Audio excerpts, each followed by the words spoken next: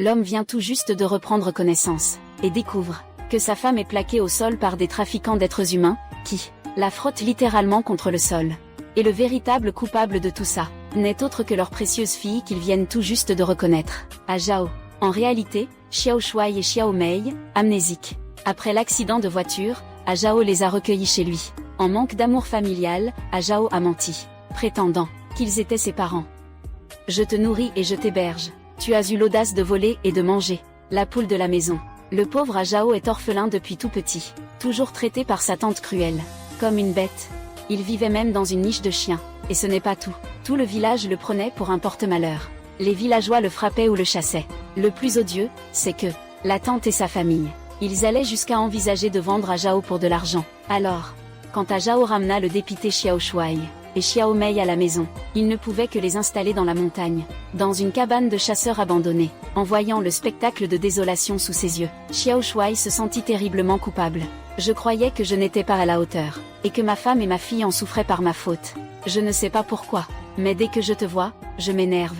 Avant que tu ne perdes la mémoire, c'est sûr que tu n'étais pas quelqu'un de bien, et tu as entraîné ma fille et moi à souffrir à tes côtés. Ma chérie, je suis désolée, c'est ma faute. À l'avenir, je vais changer, c'est promis. Pour arrondir les fins de mois, Xiao Shui a décidé de vendre la seule montre de valeur qu'il possède. Abattu, il ne connaît pas la route. Je n'ai eu d'autre choix que de demander de l'aide à Ajao. Je ne m'y attendais pas. Le père de Xiao Shuai, qui est aussi le président du groupe Pei, a reconnu cette montre au premier coup d'œil. Le vieil homme a cru à tort qu'Ajao était un voleur. Pris de panique, Ajao a fait demi-tour et a pris la fuite. Il a aussi perdu la montre. De retour à la maison, Ajao, si raisonnable, parce qu'il avait perdu la seule source de revenus de la famille, s'en est voulu et a éclaté en sanglots. Le couple Xiao Shui en a eu le cœur serré, et a juré de faire en sorte qu'Ajao mène une vie meilleure, pour subvenir aux besoins essentiels. Tous les trois n'avaient d'autre choix que d'aller à la montagne cueillir des herbes sauvages, descendre à la rivière pour attraper du poisson à main nue. Même si la vie était austère, ils étaient malgré tout heureux ensemble. Mais les beaux jours n'ont pas duré. Les sales gosses du village sont encore venus embêter Ajao, en le traitant de gamin sauvage dont personne ne veut. Qui a dit qu'Ajao n'a pas de parents? Si tu oses encore embêter Ajao, je te botte les fesses. Je vais le dire à ma mère. Maman, bravo. Ajao, tant que maman est là, personne ne t'embêtera. On rentre à la maison.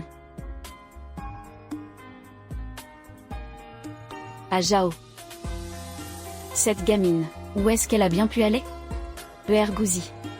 Cette scène a justement été vue par la tante venue chercher Ajao, et par un trafiquant d'êtres humains. Le trafiquant, voyant que Xiaomei était assez jolie, ils ont même voulu l'enlever, elle aussi. Au moment où tout ne tenait qu'à un fil, Xiao Shuai est arrivé à temps. D'un coup de pied, il a envoyé valser le ravisseur. Voyant que l'affaire allait capoter. Vous voulez toucher à mon enfant. Je crois que vous cherchez la mort. La tante et le ravisseur. Ils ont même monté les villageois ignorants, en disant que Xiao Shui et Xiaomei étaient les trafiquants d'enfants, et ont promis que quiconque aiderait à reprendre l'enfant recevrait 5000 yuan chacun. Appâtés par une telle récompense, ces villageois stupides ont aussitôt perdu toute humanité. Contre Xiao Shui et Xiaomei, ce n'était qu'une volée de coups de poing et de pied. Les trafiquants d'êtres humains étaient encore plus arrogants. Ils ont menacé de vendre Xiaomei dans la montagne, en voyant ses parents qui, en le protégeant, étaient meurtris de la tête aux pieds. Ajao n'en pouvait plus. En pleurant, il a révélé la vérité. Il avoue que Xiao Shui et Xiaomei, ce ne sont pas ses parents biologiques. Ça me fait mourir de rire. Pardon, papa, maman, je vous ai menti. Excuse-moi. Ajao. Peu importe que tu sois ou non, mon enfant biologique, il suffit que tu m'appelles papa. Théâtre 93. Je resterai toujours ton père. Le trafiquant, fou de rage et de honte, saisit une pierre, et l'abat violemment sur la tête de, est également poussé à terre. Sa tête heurte violemment une pierre.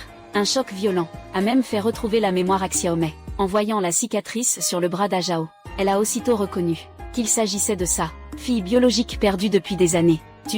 C'est alors que ils n'ont cessé de chercher leurs proches, et ont fini par arriver. Le mal reçoit sa juste rétribution. Le trafiquant d'enfants et la tante malveillante ont été arrêtés sur le champ.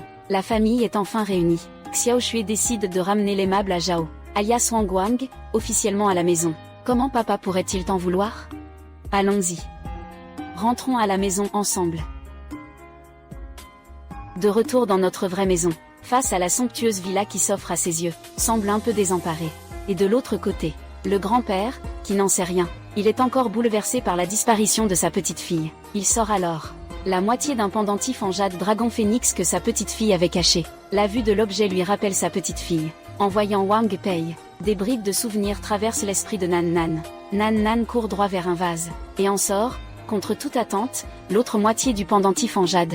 Les deux pendentifs en jade ne font plus qu'un. Parfait, sans défaut. Le grand-père est submergé d'émotion. Il en est enfin sûr. L'enfant devant lui est sa propre petite fille, celle à laquelle il pensait jour et nuit.